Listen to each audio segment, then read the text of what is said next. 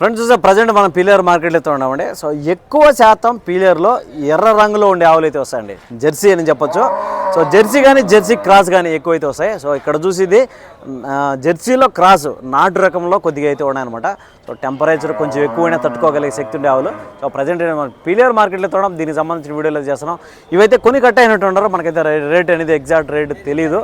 So ఇవన్నీ కూడా మనకు అడవికి తోలేసినా కూడా మేసుకొని వచ్చేసే రకం అనమాట ఈ ఆవులు. సో ఈ 3 ఆవులు కూడా కొని కట్టేయటం. ఎవరైనా మీనా అయిందే మీ కాదు? Okay okay.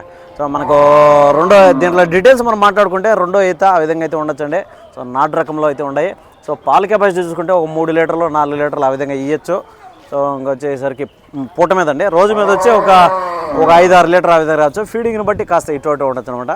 మనకు ఒక అప్రాక్సిమేట్గా రేట్లు, మనం ఒక అంచనాకు రేట్లు ఎంత ఉంటాయరా నాయన మనం మాట్లాడుకుంటే ఒక 25, 27, 30 లోపల అయితే ఉంటాయండి ఒక్కొక్క ఆవు.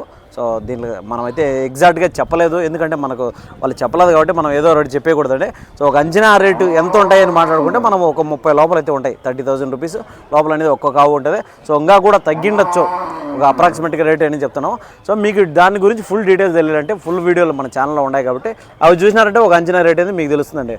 సో ప్రజెంట్ అనేది మన పీలేరు మార్కెట్ ఎవ్రీ సండే జరుగుతుంది. మీరు ఎవరైనా రావాలనుకుంటే రావచ్చండి. Thank you.